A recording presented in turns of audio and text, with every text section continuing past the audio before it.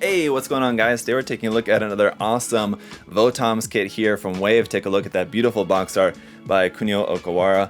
Awesome illustration there on the front, but a really cool kit inside as well. So this is obviously the Brutishdog, basically the same design that we've seen not too long ago. We took a look at the triple set of Votoms kits here from Wave. That was in a big box with just like 3 of the same kit inside. Should be mostly the same with this one. Obviously it's got the different arm and different colors, but we'll get into all that and we'll find out for ourselves in today's review. Let's go ahead and crack open the box. Alright guys, so let's quickly take a look around the box and then we can get to the contents and see how the kit's going to look when it's all built up. But like I said, beautiful artwork here on the front by Kunio Okawara. So that looks really cool of the Brutishdog. On this side here, some of the finer points of this particular design, that arm there with the claw and the Gatling gun. And then the little roller skates there at the back of the feet, but again, really nice. This is a painted sample, obviously, but that looks really good. On the other side, just once again, a front and back image of the full kit as a painted sample there, and this is a very clean build. A lot of times you'll see Votoms kits painted up. They're usually weathered, but in this case, just for the production images, they show how it looks clean. And then just real quick to show you the end of the box here, this is SD10 in Wave's line of these kits. Let's go ahead and get it opened up. As you can see, it's not a very big box. It's slightly thicker, but it's a kind of smaller size overall. We'll take a look at all of the runners here in just a moment. One thing that's really cool about these releases is they always have an artwork card in here, which shows the front and back, again, illustration by Okawara-san. The front and back of this Brutishdog variant, I guess, the AMT09GC. I'm not exactly sure the name of this variant. You guys can let me know down in the comment section below. Or never mind, I guess it's Bladishdog. So instead of Brutishdog, it's Bladishdog since it's got the blades there on this arm shield, I guess, is what that's saying. Let me know, I guess, if I'm wrong on that translation, but looks pretty cool. As for the instruction manual, we've got a nice reference photo there of the kit. Right there, holding the extra ammo pack, it looks like there in the hand. Pretty cool. On the back side is our painting guide for this with some more sample images, basically like what we saw on the outside of the box. And the inside here is just going to be all of the construction. It's just all in black and white there, no color or anything on the inside. So with that, let's go ahead and check out the runners. So first off, we do have a couple of foil stickers here for the cameras, one blue and one red. And then we've got some polycaps, which are also going to be in our main red color here, PC runner, and then another PC runner right here for a couple more. Runner A is going to be in our main red color. Runner B is going to be in a nice brown. Runner C is this one little tiny piece here in tan. Runner D is going to be in a slightly grayish blue color. Runner E is some more parts in that red, and you can see just some of those really nice little details molded in. Runner F is some parts here in a light tan color. We've got 2 of those. Runner G is some more parts here in red, looks like mostly for the arms, 2 of those as well. Runner H is some more parts in red here for, looks like mostly hand parts. Runner I is some more parts here in that light tan. Runners J and K are more parts in red. The colors kind of bounce between going with the red runners and the tan runners. As here for runner L, we're then back to some more tan colored parts. Then runner M is back to red. And runner N, we have 2 of, a single part each there for these 2 parts in a tan. Runner Q is a couple more parts here in red, and then runner R is a couple more parts there in that grayish blue color. Runner T, some more parts here in red. Runner U, another part here in that tan color. And lastly, runners V and W, as you can see there in that dark brown and bluish gray color. That's it. Alright guys, and once the kit is all put together, here we have it. A cute little kit that almost looks like an SD kit just because of the size and just the proportions and everything of it, but this is the full 1/35 scale kit, so it's not going to be very big at all, as you can see, but it does have a lot of really nice detail on there, as we saw with the Scope Dogs versions with this, which this is, you know, sharing a lot of parts with the Scope Dog. But the only real main differences here are just going to be that the feet are different and that the one forearm is different. Well, the one arm basically entirely except for the shoulder is different, but obviously the color difference as well as the new backpack on here.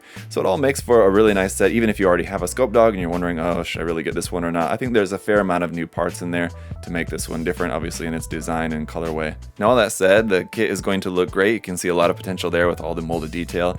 As far as accessories though, it doesn't really have much of anything, so let's just quickly jump into that section. So I guess the only thing that you could really maybe count is this clip right here, which is plugged into the side of the arm. Now you have this one, which is plugged into the backpack.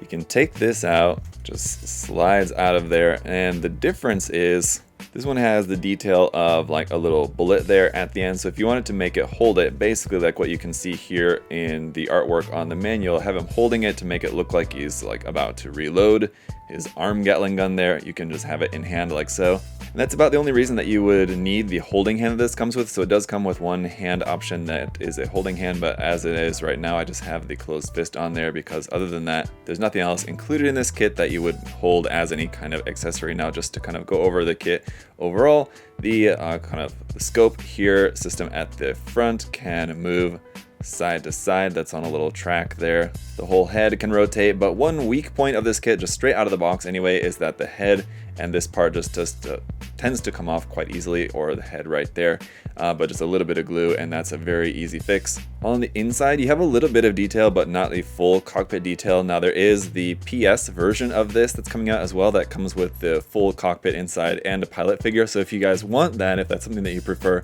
you may want to pick up that version. If you don't need that, you just want to have this closed, then this version will save you some money. The only real seam lines worth noting here on the kit that you're going to have to worry about is here on the shoulder. So the shoulder armor here on the outer armor is two halves sandwiched together, so you have a little bit of seam there. Otherwise, there's virtually not really any other seams anywhere on the kit that you'll have to worry about, so it's going to be a pretty easy one to prep for painting. It's basic assembly, do a little bit of cleanup along the way, and just a little seam line there on the shoulders, and that's really going to be all you really need to do.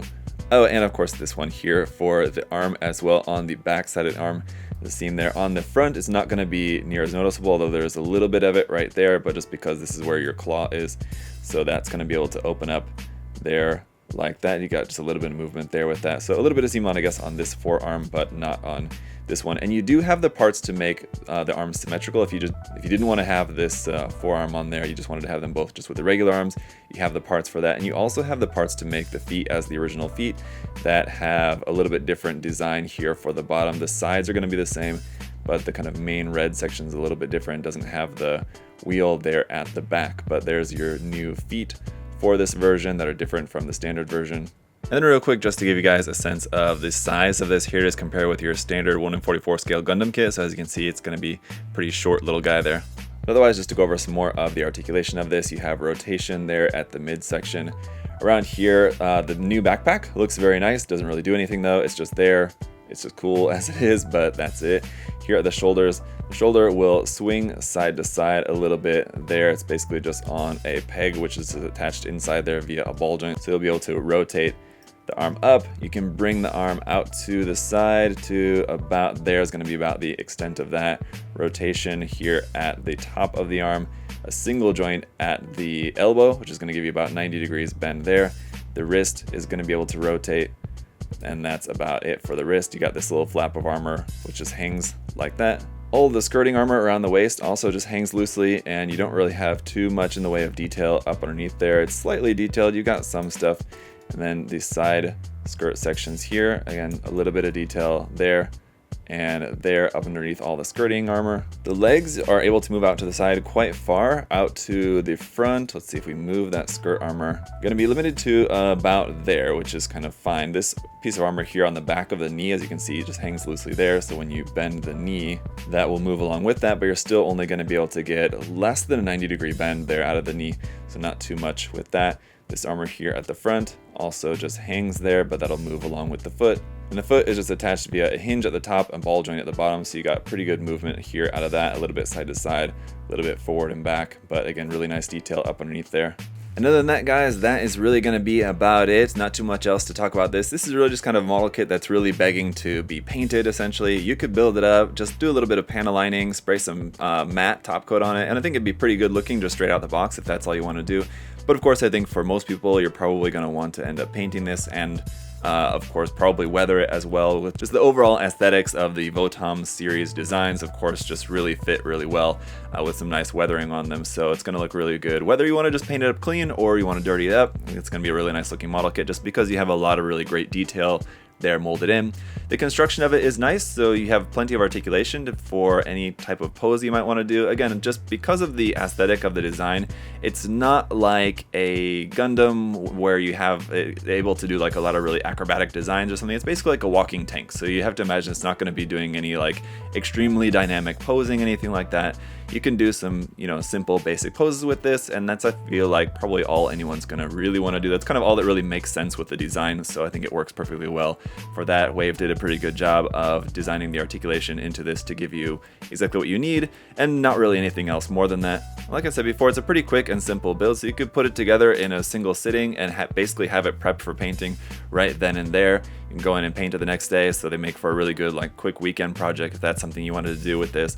They're really nice for that. Or of course, if you wanted to build out into a more like full diorama, something like that could be very cool as well. But that's it here for the Brutishdog from Wave. Another really nice kit. Like I said, check out the PS version if you want the pilot and the full cockpit inside. That's also coming available. And there's other different ones here in the series of Scope Dog kits from Wave, or Votoms kits, I should say. But check them out if you guys are interested, if you're a fan.